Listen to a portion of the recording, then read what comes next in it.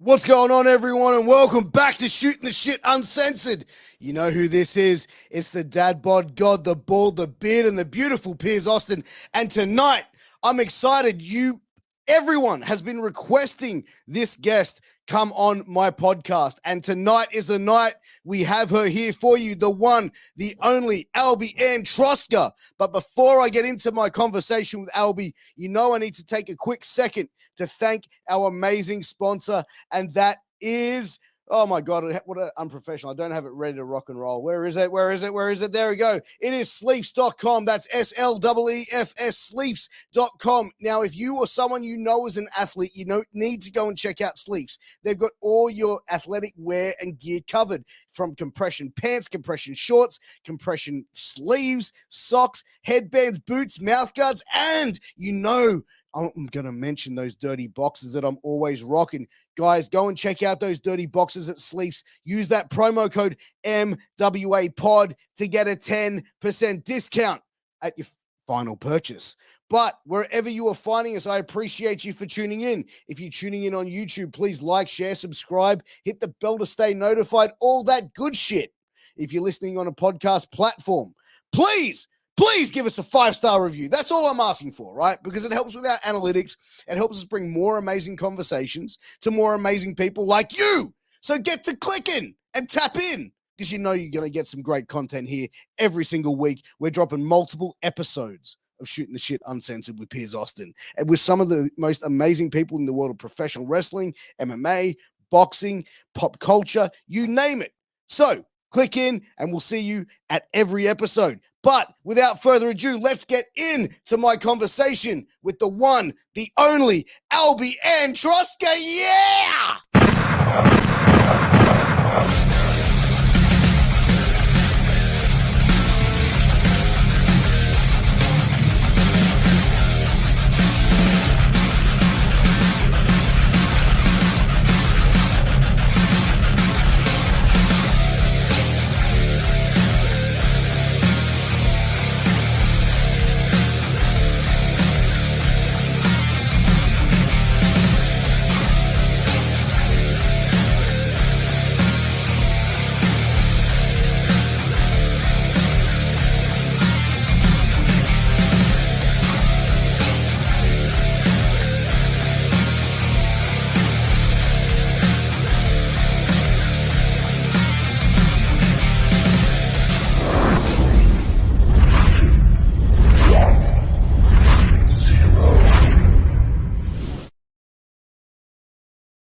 And we're live.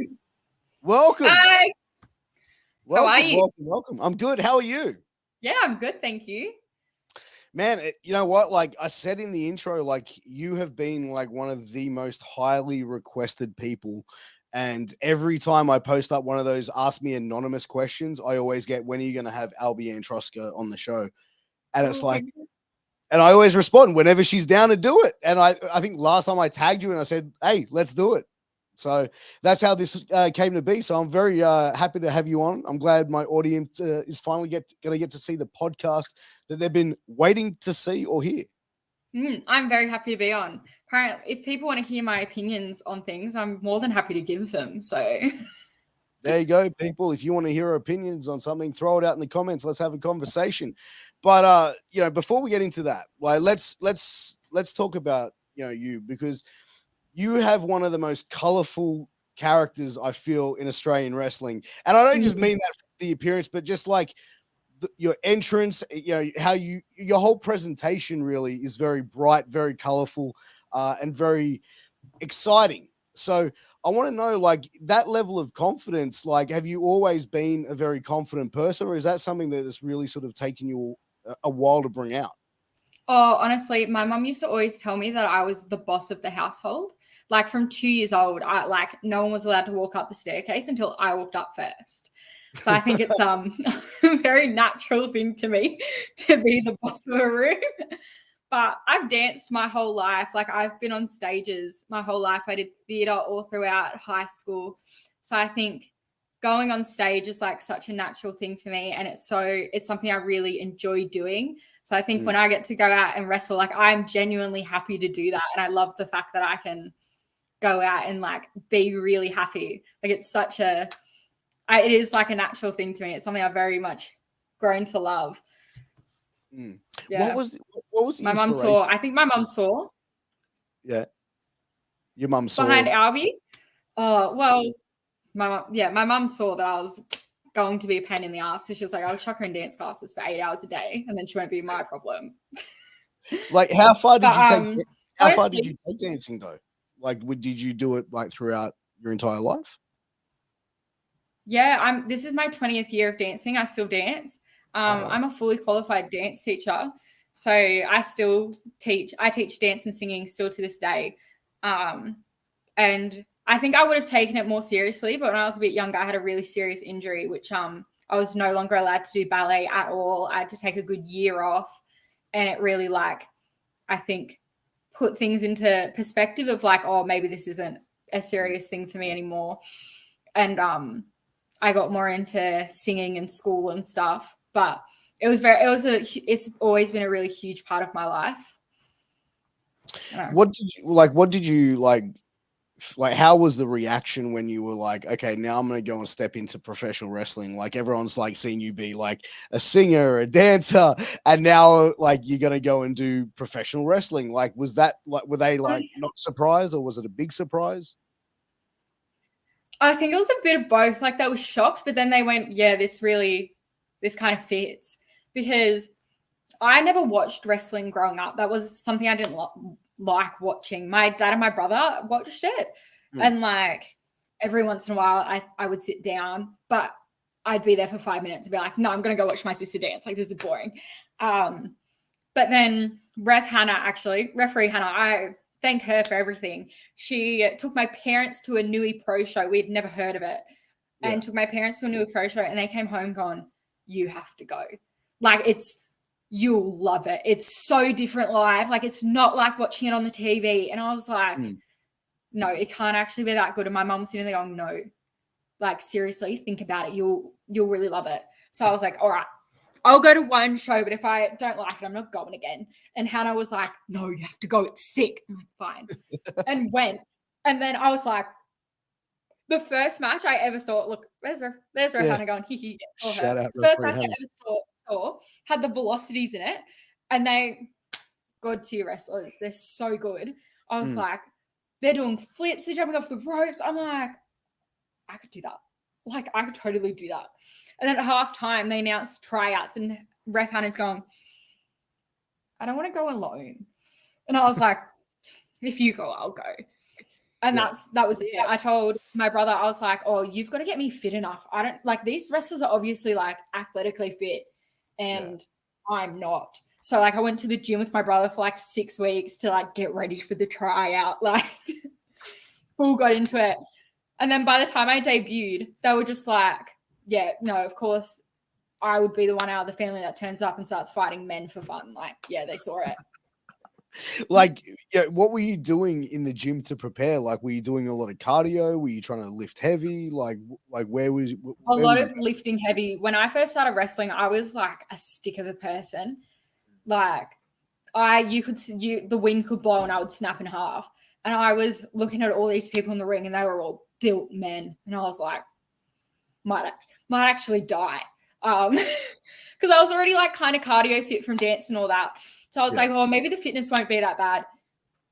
It is that bad.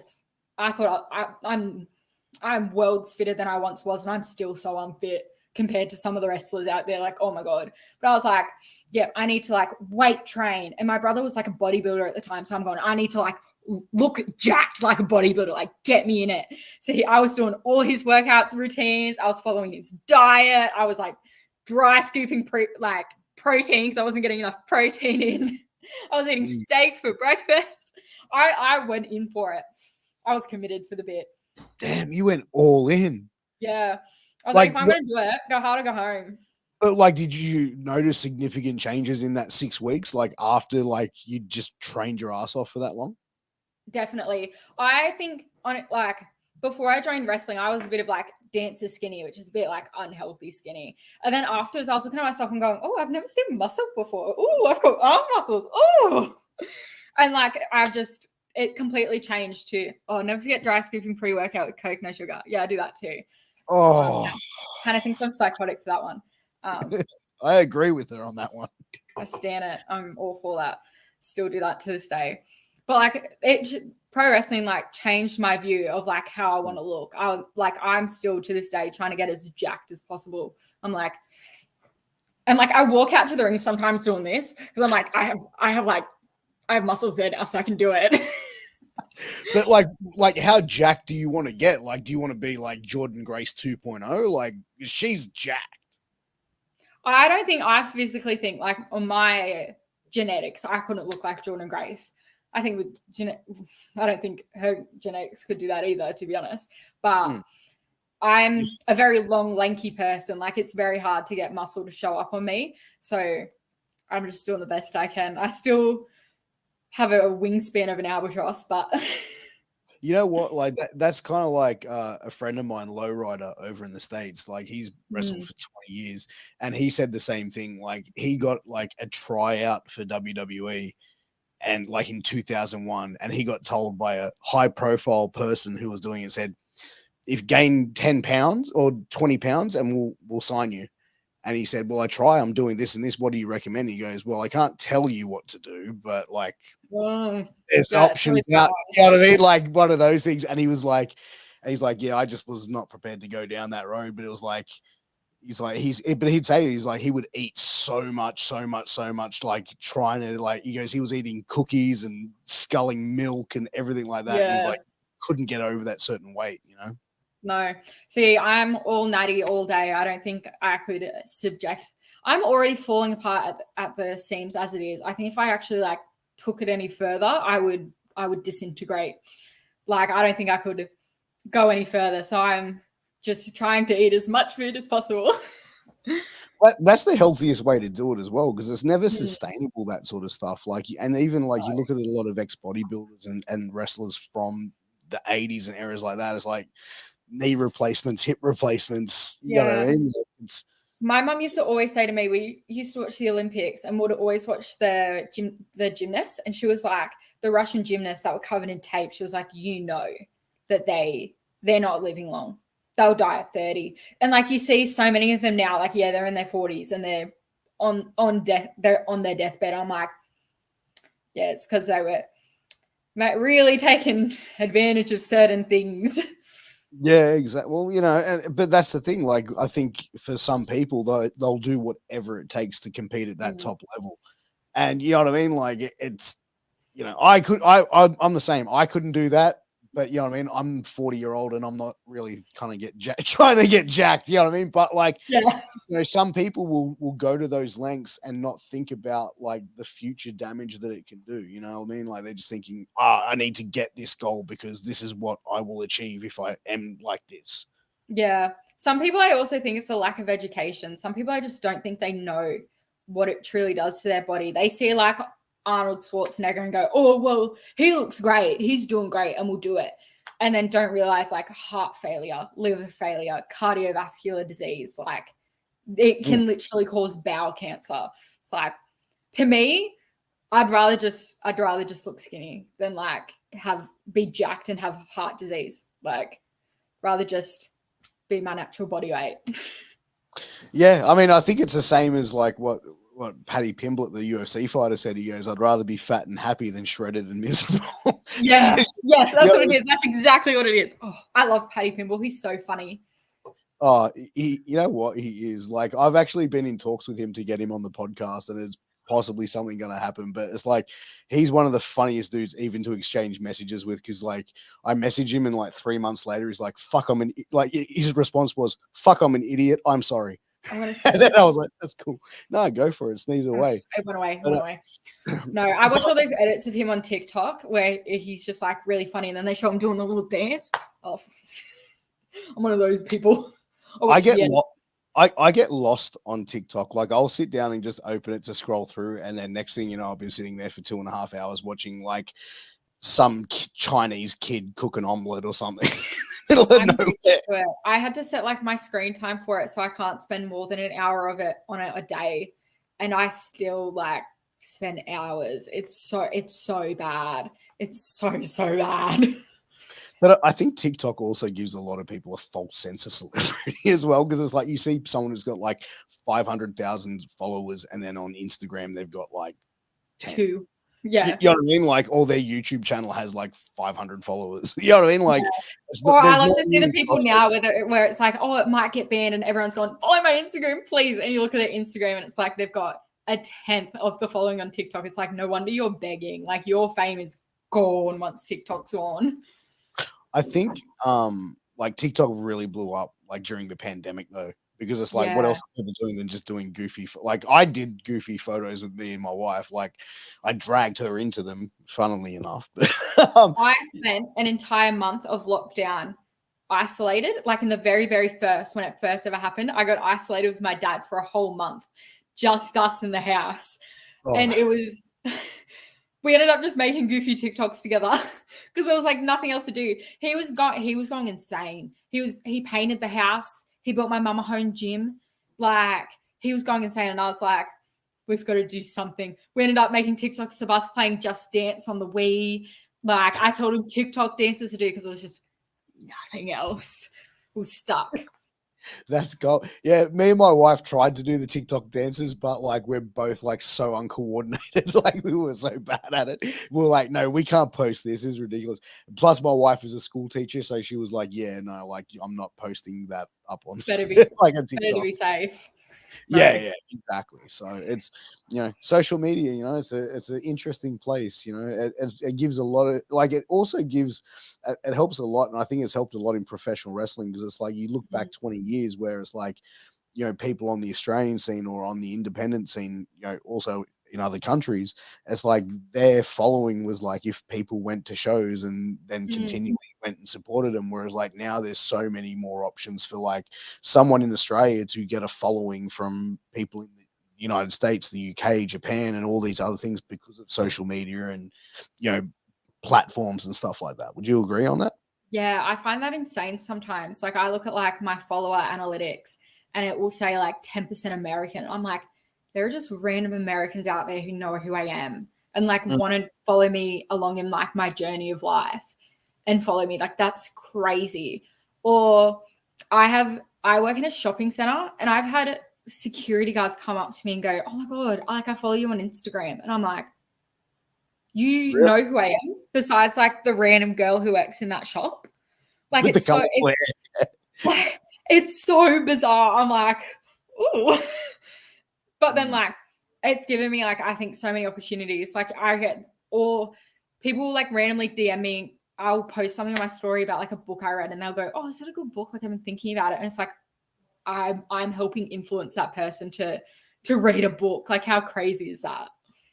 Oh, but that's the thing. It's like you have so much thing with social media and you have such a reach. And, like there's a guy called Joshua Tattersall, shout out Josh, big Australian wrestling fan and huge supporter of my podcast. And one of the first times I spoke to him, he was like, dude, when I was in like intensive care, like all I could listen, like, I just told him to play your podcast. He's like, you saved my life. And I'm like, dude, no, I'm just a random dude talking shit, bro. Like you freaking, fought your way through it. You know what I mean? Like, That's but he so was like, wholesome. but when you hear something like that, you're like, damn, like you don't It realize really that takes people you go back. through It stuff like like that. humbles you. You're like, oh my God, what kind of person am I? It makes me like look at myself and go, oh, I've got to be a better person. I've got to think about what I do and say on the internet. People are paying attention to it. What I mean? But that's the thing. Like most of the stuff I post on the internet are like dad jokes, stupid quotes, and like podcast stuff. So like, I don't know if you want random dad humor and podcast stuff. Hey, give me a follow. I got you. Oh. But like, for yourself, like how far into training before you started appearing on shows? Oh, not long enough to be honest. I think I went about a year and then it was on show day. Hoff just said, right, you're coming out with me. And I went, are you sure? And like, this is like a year with breaks from the pandemic. So I think I probably trained for like an actual 7 months maybe, and then was on a show, which is Wow. Really scary to look back on. Like, that's not very much time. And then on show day, Hoff was just like, yep, go through your old dance costumes, find something blue. You're coming out with me. You're a part of my team now. And I just went, okay, sir. Wow. Yeah. So your introduction was being part of the Blue Nation.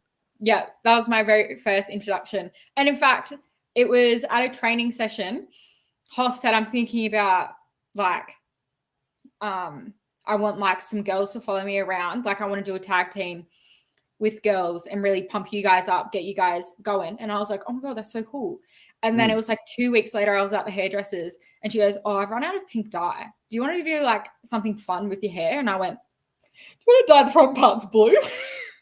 Wow. And then, yeah. And then it was like literally that week Hoff was like, yeah, okay, you're going to be on my show. Like, let's do it. The blue highlights was the final thing that just cemented it for him. Yeah. It was like, she's committed. Let's do it. Yeah, 100%. When you're prepared to go all out, like that's kind of living the gimmick to a certain extent, right? Yeah. It was like, it was so random too though, because I had like in high school, I wanted to dye my hair so bad. And my mum wouldn't let me because she's like, no, you're going to regret it. Like, you've got to really take yourself seriously. Like, she was like that with everything. Whenever I wanted a piercing, color my hair, she's like, you have to commit to it and think about it. And I was like, okay. And then I wanted blue hair so bad. So when my hairdresser was like, oh, there's no pink hair dye, I was like, this is my chance. I have a reason. I can dye my hair blue, and then maybe I can get a booking. There you go. And that could be the reason you'd see your mum. Hey, look, got me a booking in wrestling. Look at that. Go on. How was it the first time going out there in front of a crowd like that? Horrifying. It was so horrifying. It was terrifying. I literally just ran out, kicked Charlie Evans in the face, and then ran away. That's all I did. And I was horrified. So I was like, what if people don't like me? What if people don't get it? What if what if something bad happens and I try to jump the fence and then I land on my head? Like, every wrong scenario was. My father is making so much noise right now, Craig. That's all good. Shout out to the dads out there. He's opening a carton of Coke. I'm not even kidding. I've got 2 here, and they were the last 2. Bad me. There you go. He's just making sure I had like every. Yeah, exactly. He's doing me a favor. Should be grateful. But yeah, I was so ready for every single wrong scenario to happen. And then I went out there, I kicked Charlie in the face, and then I was like, all right, I'm going. In case she tried to hit me back, I can't take that. And I ran away. And Hoff afterwards went, good job. And I was like, yeah, I wouldn't want to piss off Charlie Evans, especially by kicking her in the face. But like the whole, like, what did you find the most challenging thing though? Like, you know, like in pro wrestling, as far as like breaking in and getting that opportunity on a show, like what were the challenging moments for you? Oh, everything.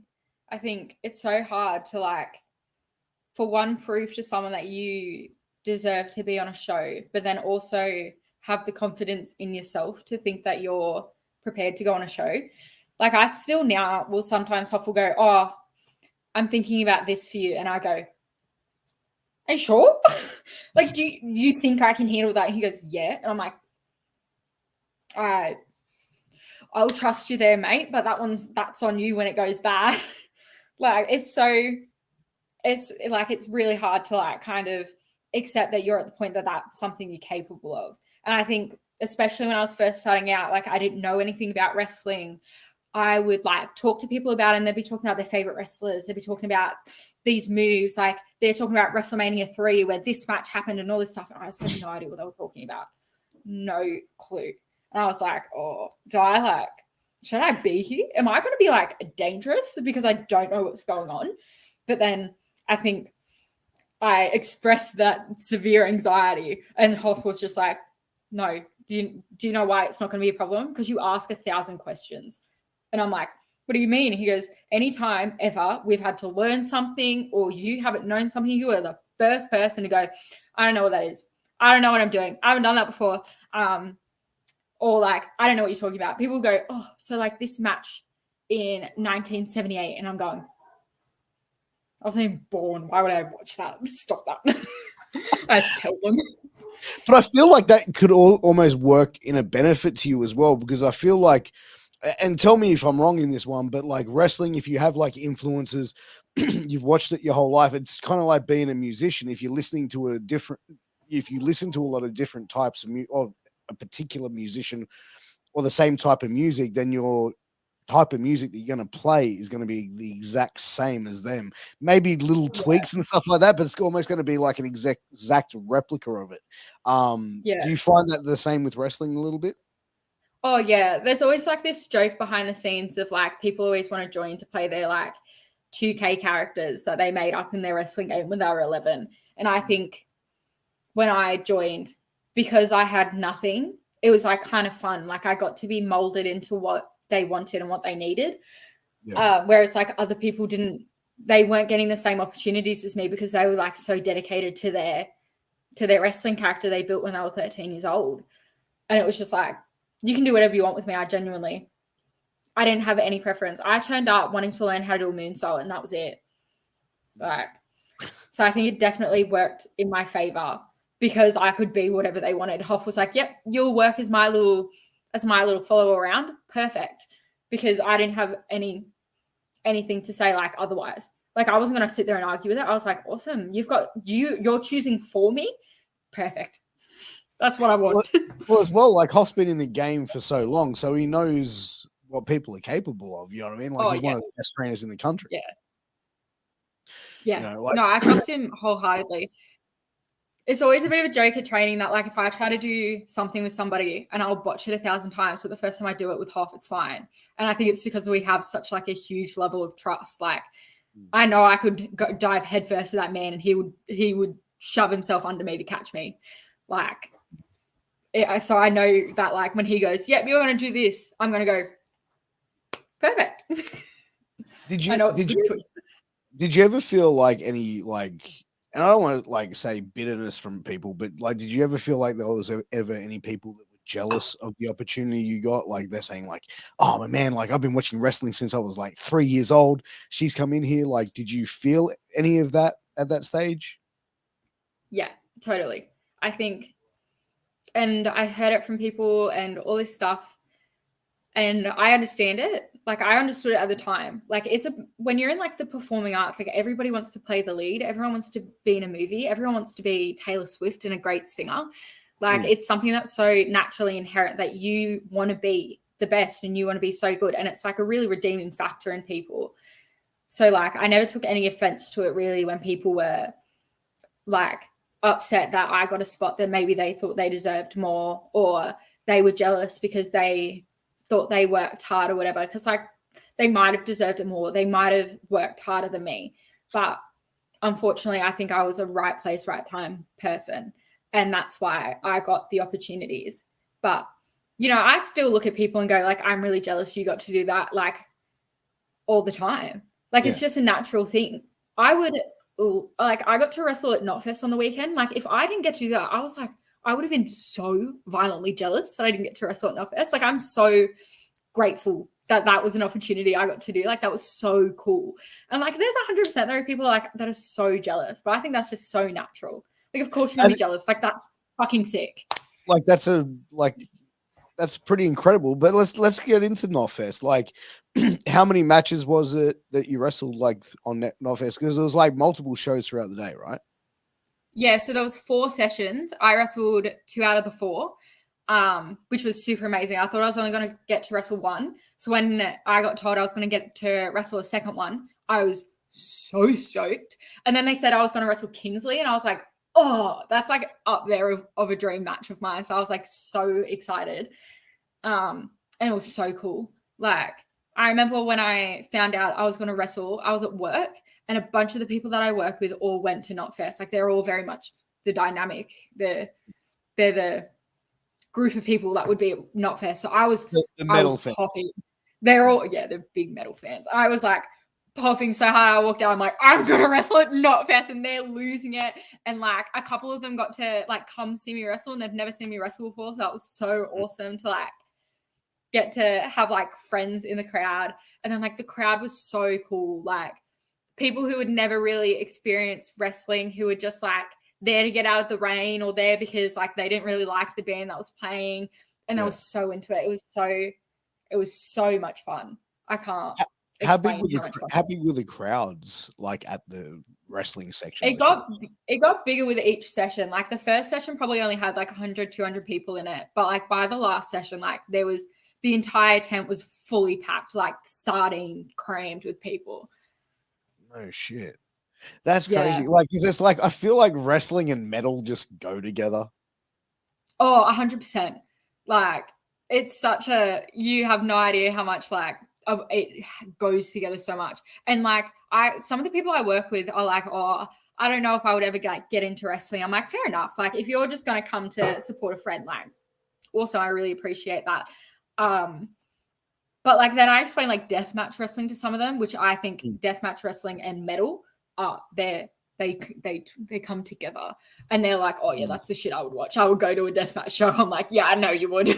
Look at you, you're wearing spikes and chains. That's a deathmatch brutality of it. Yeah. Well, like I feel like even like Casanova Valentine in the United States, like he really tapped into that with the no ring death match stuff, like just showing up at gigs and stuff and like having a match, like a death match with someone, and just like, and I think that that's the environment that like really thrives for it as well. Is like, even if you're not like, if you're a metalhead and you're not a wrestling fan, like you're just seeing two dudes like, or two people fuck each other up, you're like, hell yeah, rock and roll. Yeah. You know what I mean? Like, and that's it's such a funny like nuance, because like they love to watch that shit, and like they would love to be like right there as somebody's like getting cut in half. But then every metal fan I know is one of the most like sweetest, gentlest people who couldn't hurt a fly.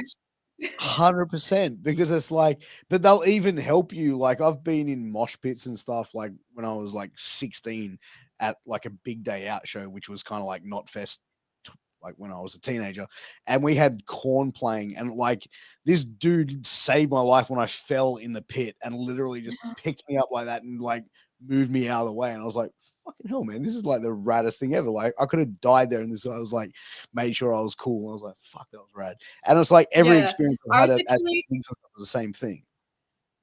Yeah, I was literally talking to one of my friends at work, being like, oh, I don't know if like they're gonna like me at Knotfest. Like, you guys are all very like, I wear all black, I wear spikes, I wear chains. And I'm not that kind of person. Like, I reckon I might get like a bit of heat. And I was like, but what if I go out to the mosh and I'm in all this color? Like, they're going to put me in the middle of a death circle. Like, I better practice like my running. I was like practicing like running like this.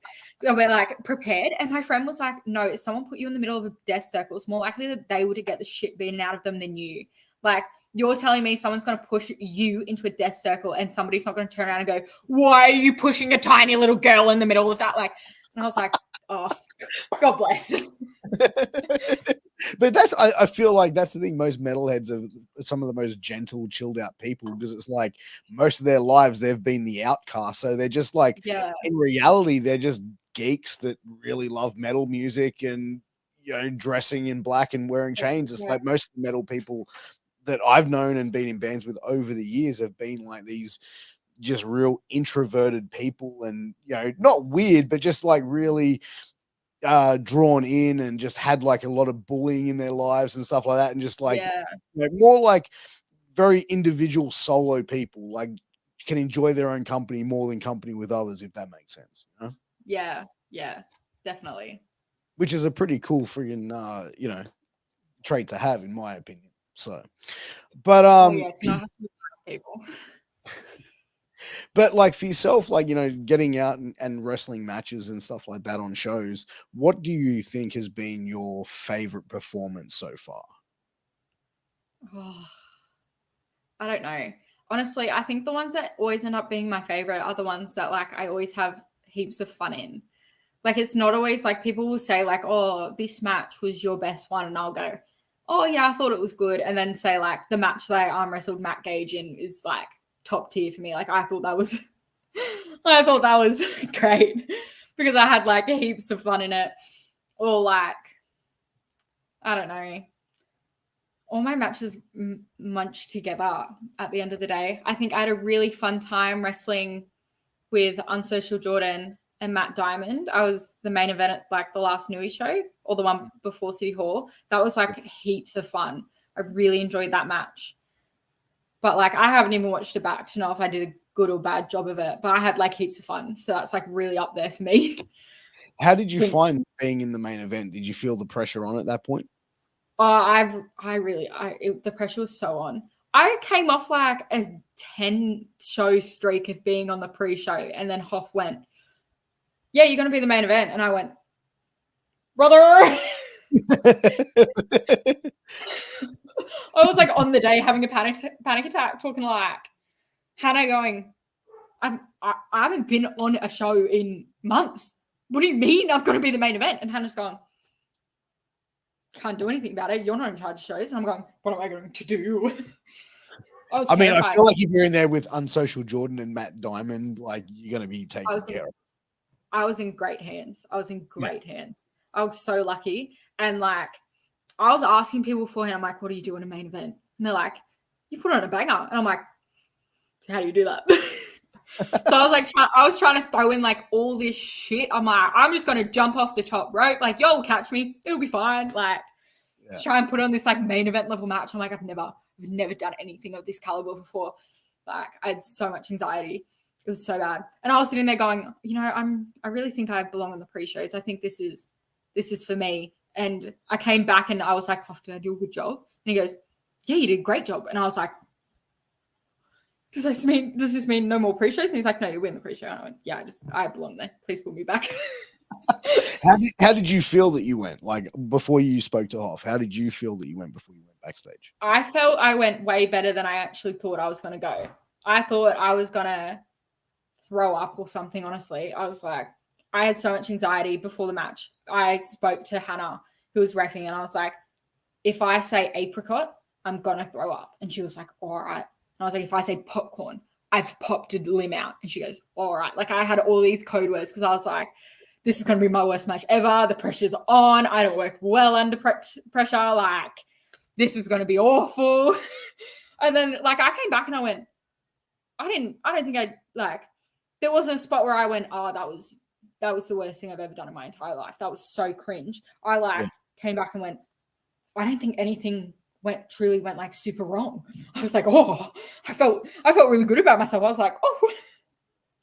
Yeah, well, I mean, like, I think deep down when you've done a good job. And like, I think there's always times where like, I've spoken to a lot of people in wrestling and for the majority always say there's always things that they walk away from every match going, I can do that better, that better, that better. Yeah. And I think that as an entertainer, as a performer, I think no matter what genre of performance you're doing, whether it's wrestling, dance, acting, whatever, you're never always going to be 100% satisfied with your performance. Yeah. I spoke to Ben Braxton before the match. We have beef, but like we were friends at the time. I have beef with him now. You got a heat with Brax? I've got heat with Brax. I always have heat with Brax. He has beef with me pushing him, to be honest, because I always shove him over and he gets really like taken back by it. I'm like, that's right. I could beat you up. But I said to him before the match, I was like, I feel like I'm just going to like stick out like a sore thumb. Like it's going to be so obvious. I just don't belong there. And then after the match, he came up to me and went, no, you blended in. It looks like you belonged there. And I just went, ah! I was like, really? And he was like, yeah, like he didn't look out of place. And I went, biggest compliment ever. So you must have felt like, like afterwards, like at a pretty high level as well, like at a huge high. How was it then going back to doing like the next show, which is like being on the pre-show or not being in the main event? Was that like kind of like deflating, or was it kind of like, no, understanding that this is your place on this card? No, I understand. Like I totally get it. The next show we did after that was City Hall, which I've never been on a City Hall main card, which like at this point in time, I don't expect to be on a City Hall like main card. Like Hoff said, I'll be on the pre-show, and I went like that's where very much I think I'm comfortable being placed. So like it wasn't alarming or anything for me. I expected it, and then I did my match. Hoff watched it, gave me feedback. So that's it's where my place is at the moment. So like I'm happy with that. I'm not gonna chuck a tantrum because I'm not getting what I want. Like. No. Or maybe I will. Maybe I would have, and I'll just go see if I get a reaction then. I mean, does that usually work with Hoff? Yes. That's how I got myself into the main event, to be honest, was I said, you're holding a middleweight championship match. You know, it's not my fault. I got injured in the Rumble and didn't have my chance to win because then Dazzler took my spot to win and then he won the belt. So that could be me. And he was like, you're 20 kilos under a middleweight. Can you lift like anything? And I was like, no. He was like, well, why do you get together? And I was like, I want you. And he said, righto. And I was in match. I feel like you and Hoff need to film these interactions because I feel like these are money like vignettes, to be honest. Like I'm being for real. Like I think like I could just imagine Hoff being like so stone faced and straight faced and like you saying something so ridiculous and him going, yeah, I agree. I just agree with it. So sometimes I think he agrees just to shut me up because I just stand there going, but why? And he goes, fine, whatever, fine. Yeah, he's probably going, I could avoid 100 questions if I just say yes. Yeah. Okay, yes. That's exactly what happens. Sometimes we'll be at training and I'll go, Hoff, this is why I want to do this session. He just goes, okay. And like, that's it. Like, I think if you just filmed the like on his face, sometimes I come in and I go, oh, Hoff, I just want to do backflips. And he goes, okay. And like, it's just so, okay. And then he looks at like the rest of the class and he's going, nobody in this room can get their feet off the floor. And I'm going, well, they're going to learn, aren't they? Because I came and asked first, so I get my way. Do you feel like, that, dance background, that athletic background, like, you're able to sort of help other performers with certain moves as well? Because like, I can imagine like incorporating what you knew from that into the wrestling world is a very, like, I don't know if it was an easy transition, but it feels like a very natural transition to sort of like take from the dancing into wrestling. It was such a weird transition, to be honest, because there were so many things that I was doing that I was going, fuck, this is just like this dance move. Like it's the exact same thing. And like a lot of my moves that I do now are just altered dance moves. And I feel like sometimes there are certain things that people don't realize that I'm like, if you like a handstand, like if you're going to get suplex, like you need to know how to do a handstand. And like when I got there, they were like teaching people how to do a handstand. And I'm like, I already know how to do one.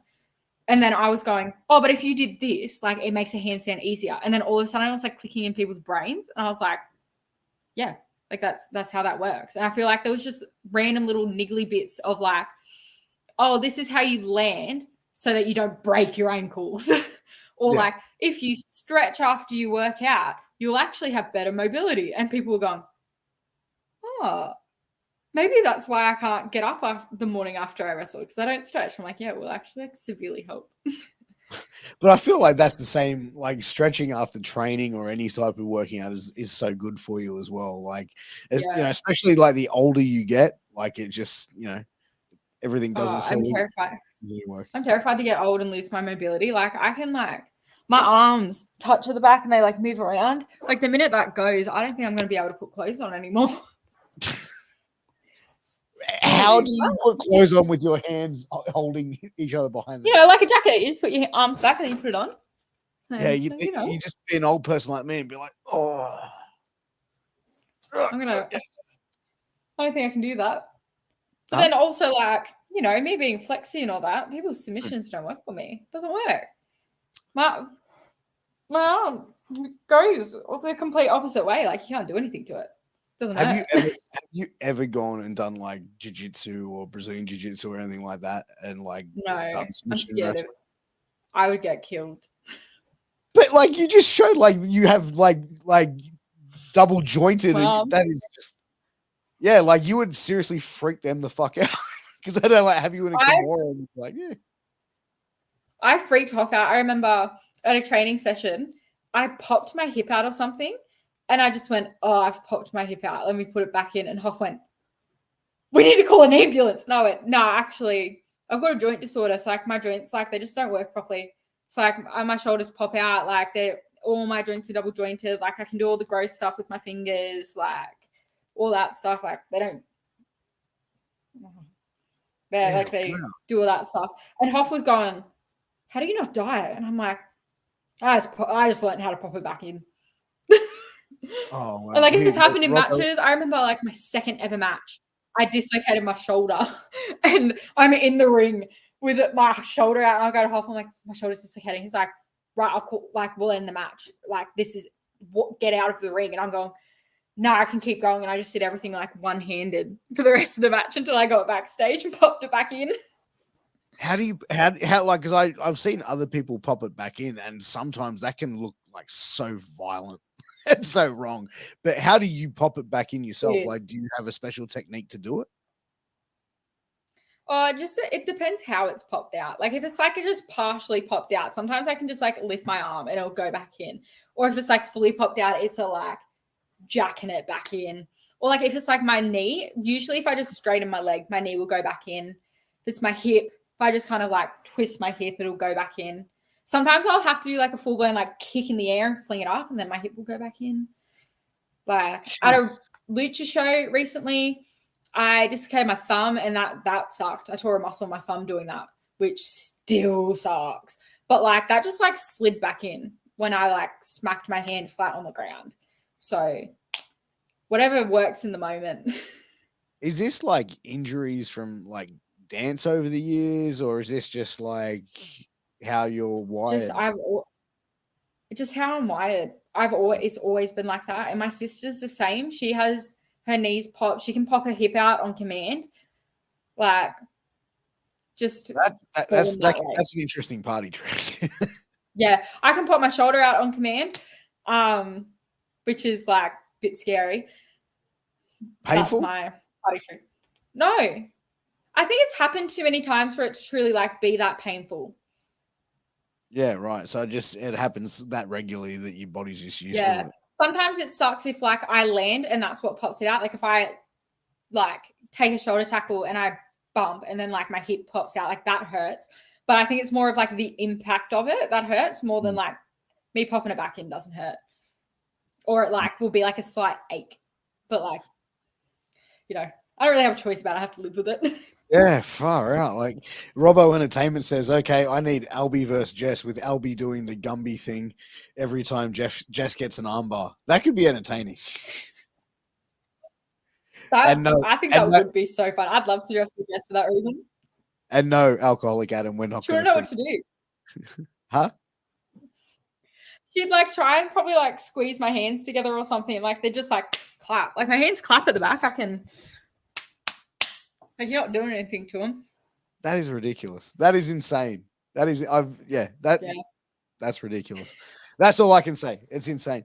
But you know, what do you want to get out of wrestling? Like, what's your long term? You know, what's the end game for you with wrestling? I don't know. I don't really have an end game. I joined it as such like a meme of like, yeah, right. Like I'm going to be a wrestler. Like this is funny, and like. I was going through it with like, once I get in the ring, like, I don't know if I'll keep going. Once I have my first match, I don't know if I'll keep going. Once I have my first main event, I don't know if I'll keep going. And like, it's like nearly 4 years this year and I'm like still here. I'm like, I think whatever it throws at me, I'm happy to take.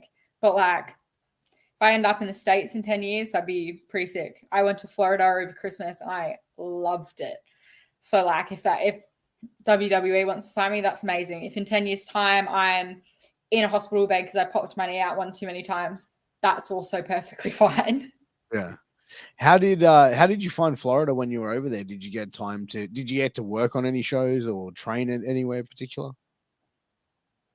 No, I chose not to wrestle while I was over there because I was on like a family holiday with my parents. So I was like, I don't really want to drag them to a show all day. So it was just like a family holiday. But we went there for a month and we went to New York, Florida, New Orleans, and Texas. And I loved every second of it. Like I'm definitely going back. Florida was like the Gold Coast on steroids. The theme parks. It was the middle of winter and it was 30 degrees. Like no shit. It was amazing. I loved it so much. And especially like I went to New York for Christmas and then flew to Florida for New Year's Eve. And like just the difference of like it was minus 14 in New York. And then I went to Florida and I hadn't packed shorts and I was like literally boiling inside my skin because it was so hot. I was like, this is amazing. I could actually live here all year round. This is amazing. And then I saw the New Year's Eve wrestling show that had John Cena on it, which was sick. And I watched an NXT episode. I watched Grayson Waller, so that was like also like pretty sick. So like it was so great. And like if I could move over there and go to Disneyland or Disney World like every single day, like oh my god, I would. I'm such a Disney girl. I would work there. I've Googled it before and I'm actually like too tall to be one of the Disney princesses. I'd have to be in like the bodysuits and like I'm cool with that. I'd do that. I'd love that. I think the closest thing we have to that here would be what planet like Movie World. Movie World in the Gold Coast. I took my kids to that a couple of years ago. Well, the two older ones. The younger one wasn't here yet then, but I took my kids to there with the wife, and that was absolutely. They had so much fun at that place. And to be honest, so did I. Like, so yeah, same. I've morphed into such a theme park person in my last few years. So like, I'm so keen for it. I love it. Ooh, who's my favorite Disney princess? I don't know. Who's my favorite Disney princess? Such an important question. No, he's asking me, Adam. You ask me this every day, and it's not going to change. All right, it's it's Sleeping Beauty. Okay, so no, actually no, Cinderella.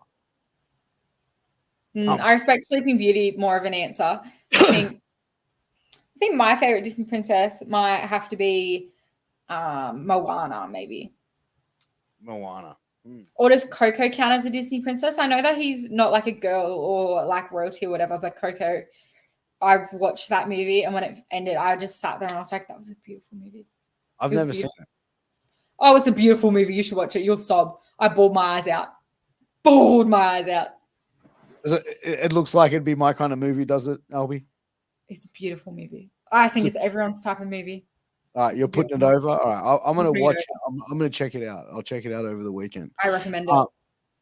Yeah, so I mean, I feel like the Florida lifestyle, like to me, after you just said like middle of winter being 30 degrees, it's like sign me up. Let's go. I'd be there. I know. I hate the cold.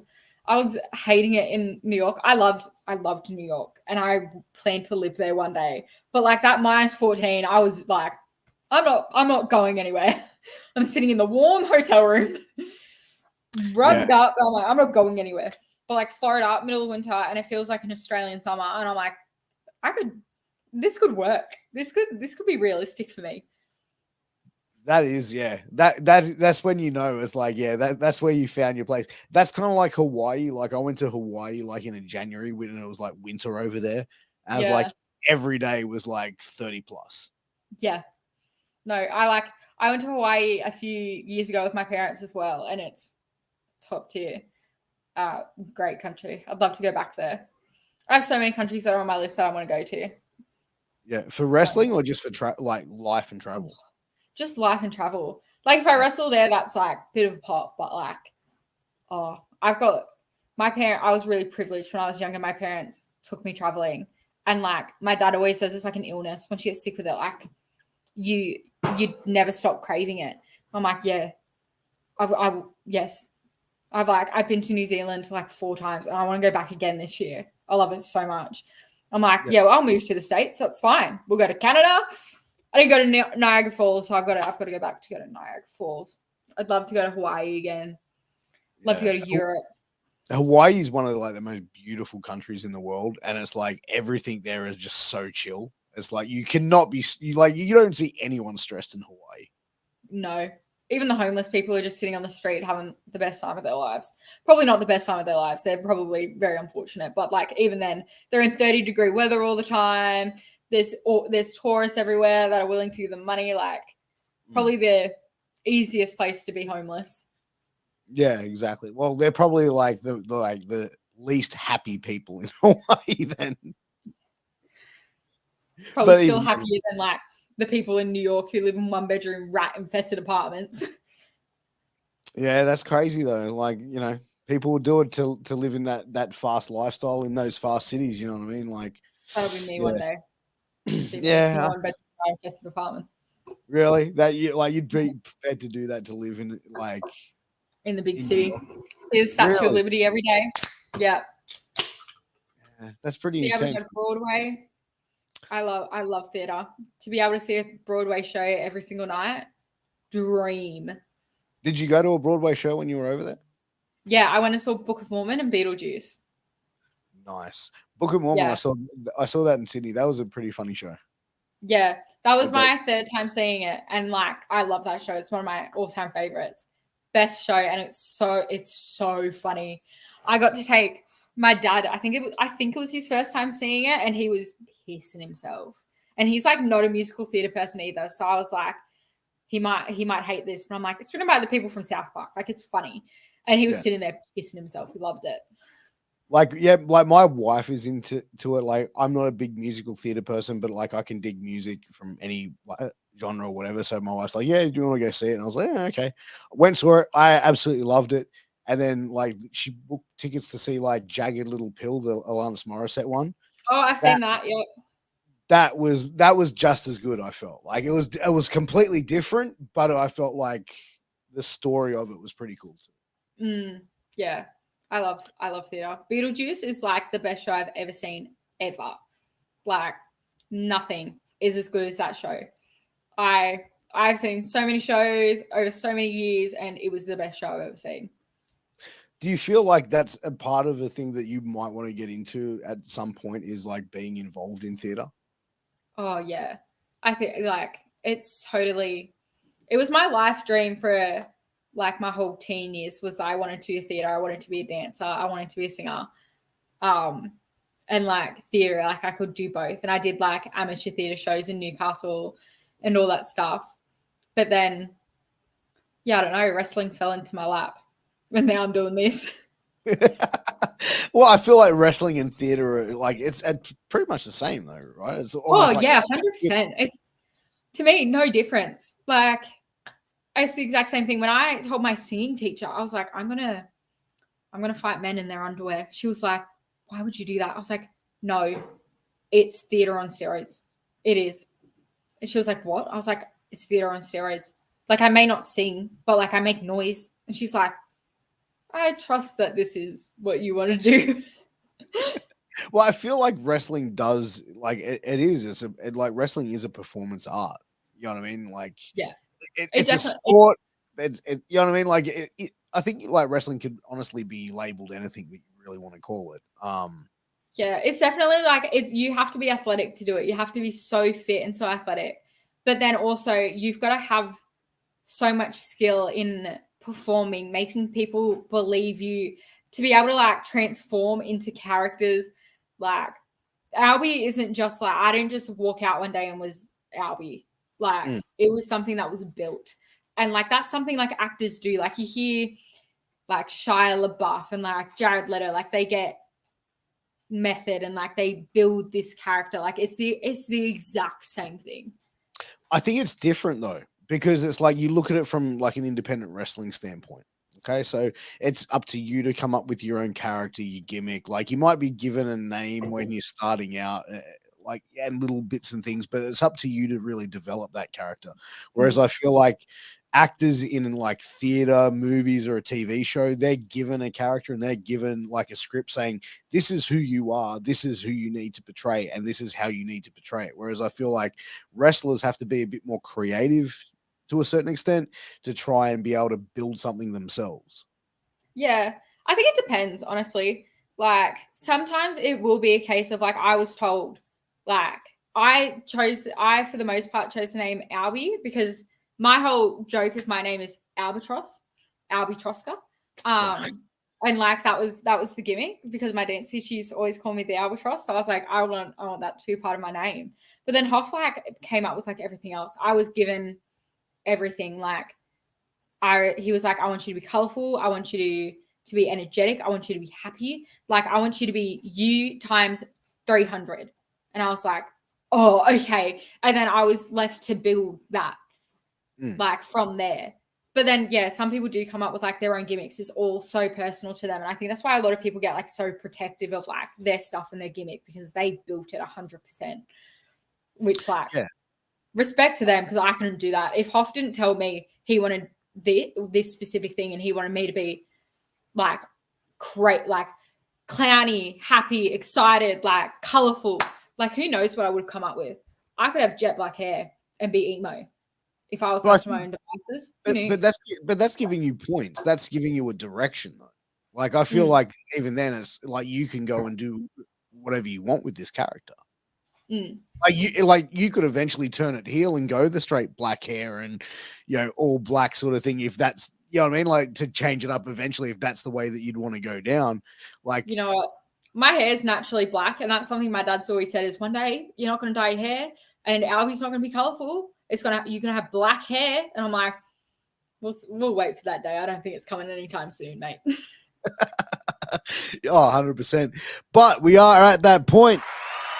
It is time for 60 seconds with Piers. If you're tuning in for the first time, how this works, I'm going to fire a bunch of questions to Albie. She's got 60 seconds to answer as many as she can. Albie, you ready for your start? Yes. Let's go. Okay, first off, favorite song to sing in the car? Don't Rain on My Parade. If you could only eat one meal type for a week, what do you choose? Tacos. Okay. Would you rather fight 2 horse-sized ducks or 100 duck-sized horses? 2 horse-sized ducks. What is the last book you read? I'm Glad My Mum Died by Jeanette McCurdy. 10 out of 10. What movie do you know all the words to? Les Mis. Would you rather be 4'5" or 7'7"? 4'5". I'm not far off. What is the first concert that you ever went to? Lime Cordiale at the Cambo. What is the name of your car? Well, what did Barry. you call your car? Barry. Okay. Barry. Favorite Australian place. Favorite Australian place to visit? Queensland, Gold Coast. What is your most embarrassing moment from school? One time I threw up in front of my entire school at assembly. Last one. In 5 minutes' time, you are being shipped to outer space. What 2 personal belongings do you take with you, excluding human beings? My teddy bear that I sleep with every night and a life supply of Coke. There you go. Albie's going out of space with a teddy bear and some Coke. Coca-Cola, just to get the record straight. Albie, where can everyone follow you on social media? Albie and Troska on Twitter, Instagram, and TikTok. It's all one word. It's this switch thing. I don't know how it works. It's right there. That's the handle for it all. There you go. Make sure you go give Albie and Troska a follow. Also, huge shout out. Thank you for everyone for tuning in. I appreciate it. But Albie, I end every podcast with this one question, and I'm going to ask you this now. What question do you wish that I asked you in this interview that I didn't, and how would you have answered it? I don't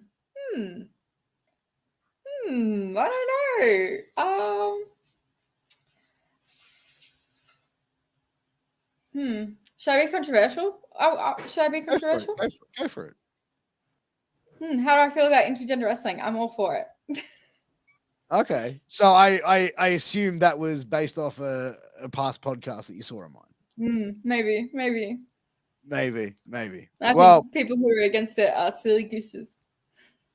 Yeah. I mean, look, people have the right to their difference of opinion, but I think as well, like, you've just got to be respectful for other people and their opinions. And I think that works in either way. And I think you've got to be respectful in how you deliver it. So, but it is what it is. But there you go. We'll end it on that note. But thank you, everyone, for tuning in. We'll see you again very, very soon. Albie, we've got to get you back for a part 2, I believe. I think. No worries. I'm keen, mate. Let's do it. We'll see you again soon. Take care. Peace.